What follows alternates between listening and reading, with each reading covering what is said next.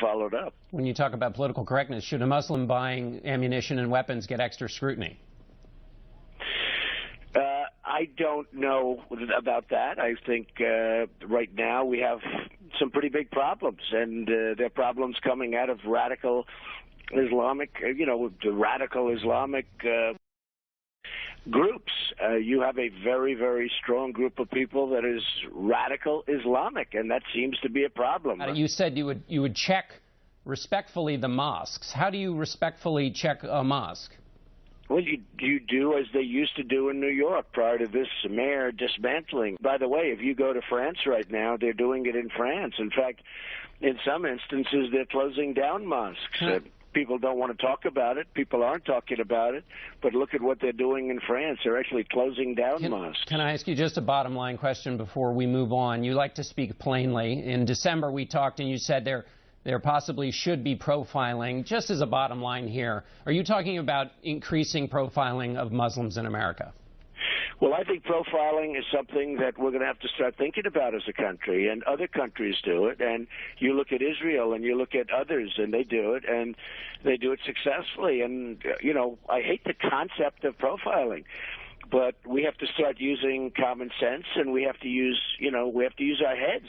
I see people that, and I've seen it recently. We had a case where, very much, in my case, where we had tremendous numbers of people coming into a speech I was making, and, people that obviously had no guns, had no weapons, had no anything, and they were going through screening, and they were going through the same scrutiny, the absolute same scrutiny as somebody else that looked like it could have been a possible person. So we really have to look at profiling. We have to look at it seriously. And other countries do it, and it's not the worst thing to do. I hate the concept of profiling, but we have to use common sense. We're not using common sense. But Donald Trump, he came out fine. All right, what's your response, Katrina? Well, my response is this just goes to show you just how little Hillary Clinton knows about business in general. Taking a couple of entities and comparing that to the 500s plus that Donald Trump has been very successful in just goes to show you that Hillary Clinton has no idea what this country is about. This country is about having an idea, going out there and fighting for your dream and building something. Hillary Clinton has built absolutely nothing in this country. It's Donald Trump that has created tens of thousands of jobs over the last few decades. But Katrina, and this is exactly why he's winning on the economy. Let me interrupt for a moment.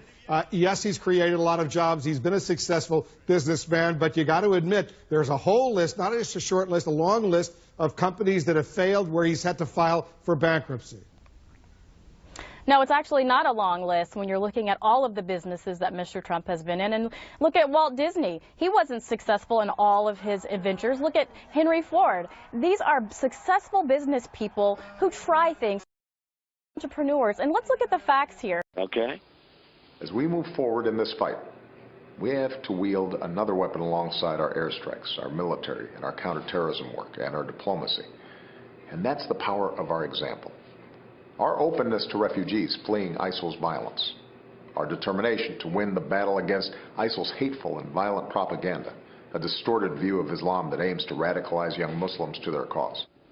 Now, he would probably say you have a distorted view of Islam or radical Islam. What do you say to what he had to say?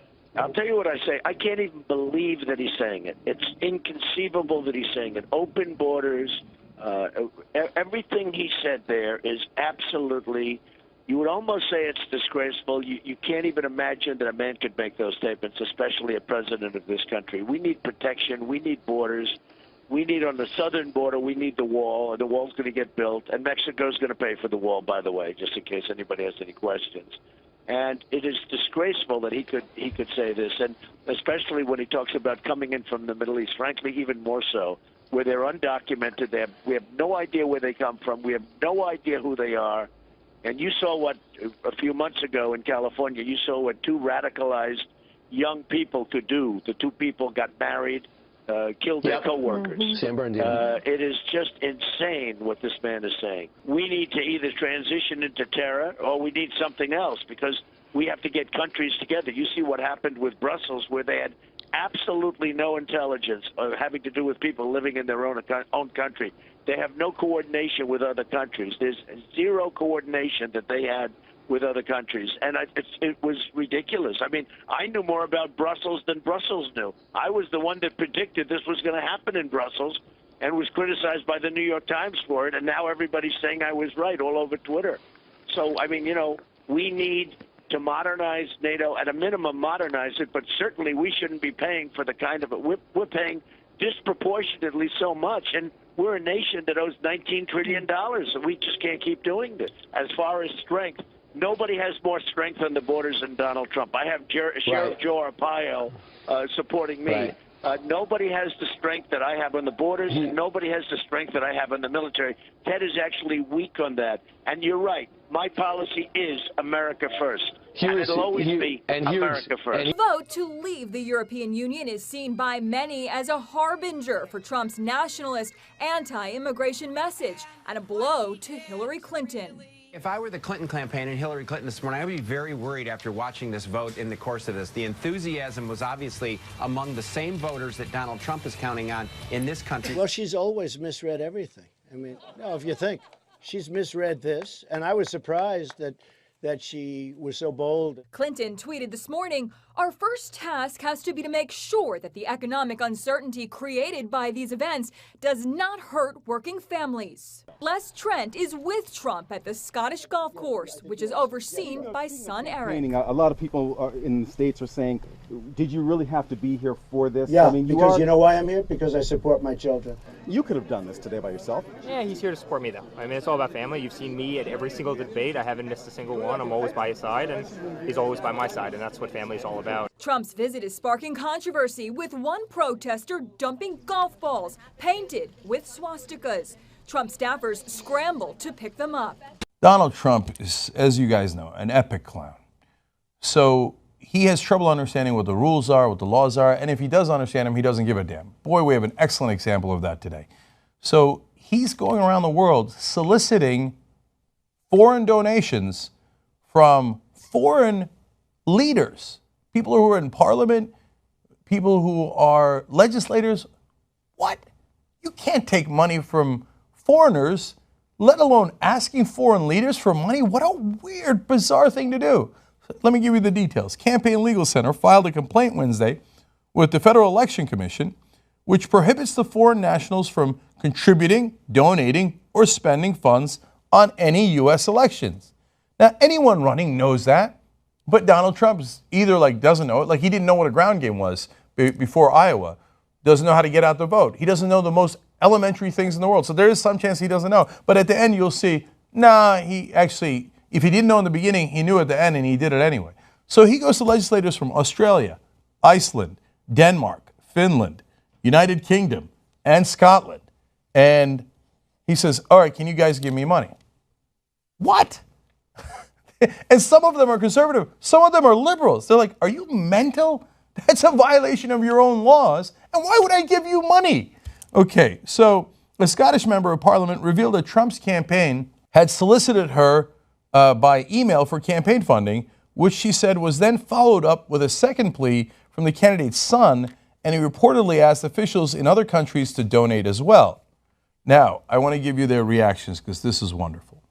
Now, Iceland's Left Green Party head, you think the Left Green Party in Iceland is going to give you money, Donald Trump? By the way, this is the supposed billionaire, Donald Trump, begging for money all across the world. They write in Iceland, this whole matter is very perplexing. The letter left me speechless. Well, it didn't leave Natalie McGarry speechless. She's the UK Parliament member from Scotland. She writes in, she says to his son, who asked for the money the second time around, quite why you think it appropriate to write emails to UK parliamentarians with a begging bowl for your father's repugnant campaign is completely beyond me. God, I love the Scottish. That is as good a quote as you could find. All right, now let's explain how incredibly illegal this is. Donald J. Trump's presidential campaign committee is violating according to this Campaign Legal Center, violating black-letter federal law by sending campaign fundraising emails to foreign nationals, including foreign politicians in at least Iceland, Scotland, Australia, and Britain. And Paul Ryan, the deputy executive director of that group, explains, it is a no-brainer that it violates the law to send fundraising emails to members of a foreign government on their official foreign government email accounts, and yet that's exactly what Trump has done repeatedly.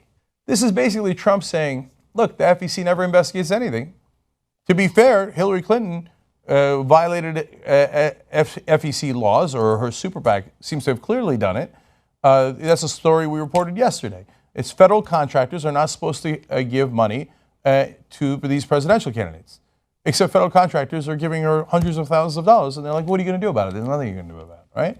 So Trump thinks, okay, then who cares? There are no laws. I'll go ask for money from foreigners and even their legislators. Okay.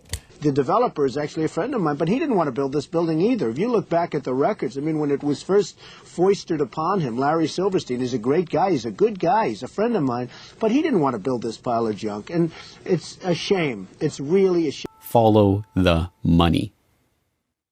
This is an investigation of the 9/11 money trail.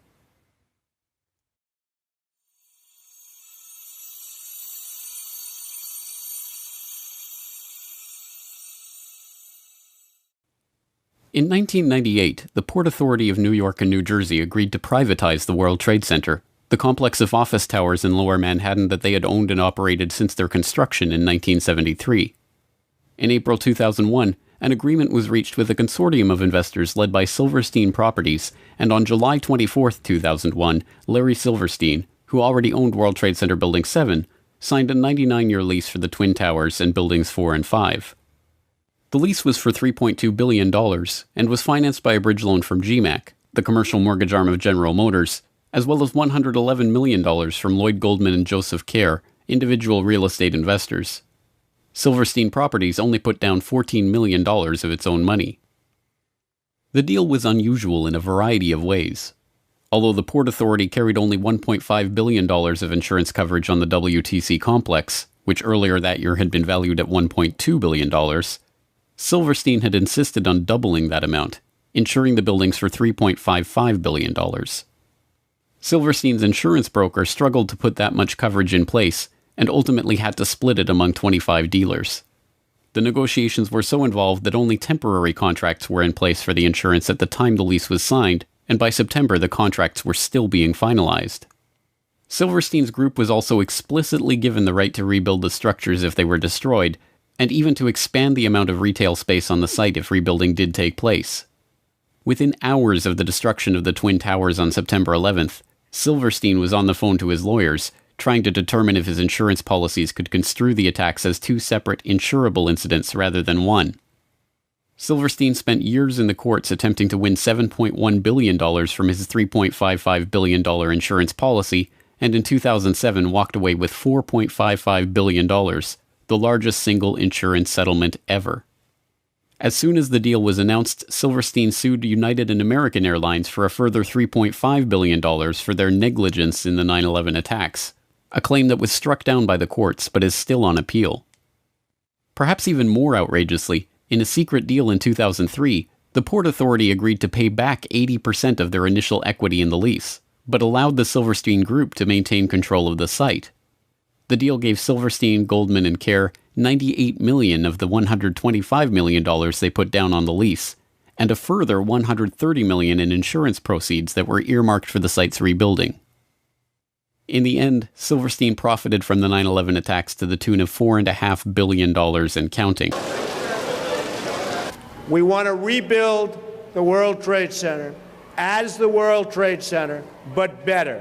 A little bit taller, a lot stronger, just plain better. The developer is actually a friend of mine, but he didn't want to build this building either. If you look back at the records, I mean, when it was first foisted upon him, Larry Silverstein is a great guy. He's a good guy. He's a friend of mine. And that's when we saw the North Tower in flames. And we saw the plane circling around before it slammed into the South Tower and caused it to end up in flames. And therein was the day of the disaster of 9/11. Changed our lives, changed the lives of everybody in our world, changed the lives of everybody in the world, certainly civilized people, no matter where they live around the globe. And so we lost almost 3,000 people. It was a miracle. My life wasn't lost because she kept me from going down to the Trade Center. She said, "You've got to go to the dermatologist." By the way, I never made it to the dermatologist that day, but at least my intentions were right. But we ran into a problem. We couldn't collect the insurance because the insurance companies didn't want to pay. There were 22 insurance companies defending 22 insurers who didn't want to pay their obligations under the policies. And so they took me to court. And I had to beat them in court, the lower court, and then had to take an appeal and win in the upper court. So they owed me $4.5 billion with which to build these buildings. It wasn't enough, but at least it was $4.5 billion. It could start the process. And I couldn't collect. So what do you do when you beat the insurance companies in court and they still won't pay? A new governor was just elected. Eliot Spitzer, an old friend who I knew well. I said, "Eliot, if you don't help me, I'll never collect from the insurance companies." And guess what? He listened and he said, "You know what? You're entitled. I'm going to get you the money." And in 6 months, he got me the $4.5 billion. The insurance companies didn't like me, but at least I got the money. And with the money, we could really start getting into. 7 was done, but now we could start with Tower 4, Tower 3, Tower 2, and Tower 1. And the mayor, Mayor Bloomberg, finally looked at this picture and he said, "You know," he said, "Silverstein, you're entitled to possession of the ground, of the building parcels, because you're paying ground rent to the port and they have an obligation to give you those parcels. And if they don't, then they really have to be criticized." And so there was a major confrontation between the port and ourselves. And all of a sudden, thousands and thousands of workers who want to build these buildings. Each building, takes 10,000 employees to build them. So they started spontaneously demonstrating in front of state offices and government offices. And the next thing you know, we ended up making a deal with the Port Authority. Of course, I had signed a contract and now own the Trade Center. And I had a lease obligations to pay $120 million a year in ground rent. And I only signed that contract for 99 years. And there I was, 70 years of age. I was a little optimistic. But there I was with an obligation, 99-year obligation to pay the port $120 million a year, forever, seemed like. I had to rebuild, like kind, like quality, and I had an obligation to collect the insurance proceeds from the policies, because that's the only place the money could come from the insurance proceeds. That was my job, my obligation, because they owned the policies.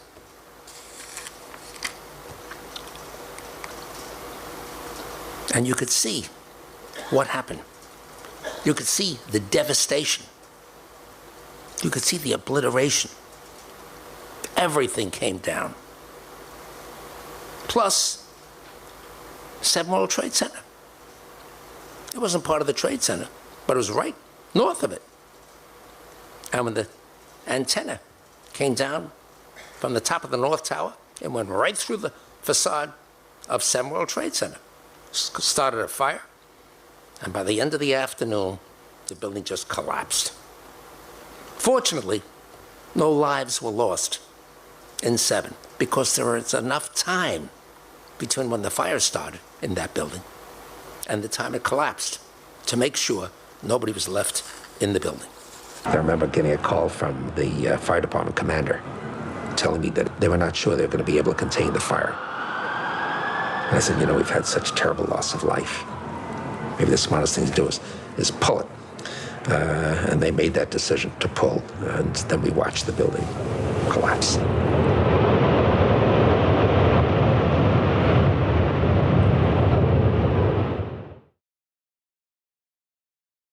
The city moves fast, no one has time to sit with themselves, no time to look into our pain. See the same despair in everyone else, it's here, it's there, it's everywhere. Tears soak each card the dealer dealt. Time taught me how to see every second is heaven, even though they're perfectly disguised as hell. And I refuse to let past bruises cover the light. It ain't all good, but it's all good enough so I know I'm alright. Agony is truth, it's our connection to the living. I accept it as perfection and keep on existing in the now.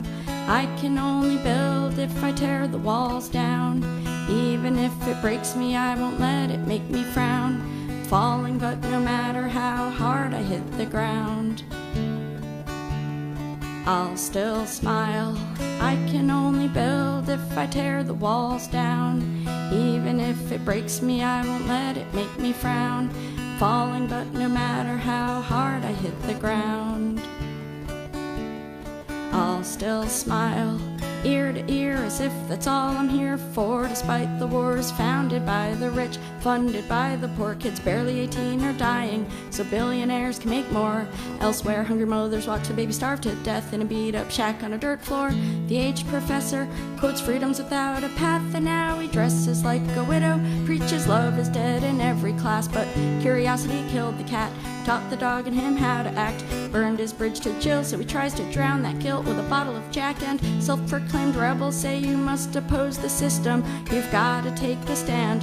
If you're not against them, you're with them. Signs read, support the troops, bring them home, no more innocent victims. When a homeless veteran asks for spare change, you're too busy protesting to even listen. And I'm no different, I live in conflict and contradiction, but it can be so beautiful if I don't reject what lies within. It's beautiful the way agony connects us to the living. I think of the world when I hurt and keep on existing in the now. I can only build if I tear the walls down. Even if it breaks me, I won't let it make me frown. Falling, but no matter how hard I hit the ground, I'll still smile. I can only build if I tear the walls down. Even if it breaks me, I won't let it make me frown. Falling, but no matter how hard I hit the ground, I'll still smile.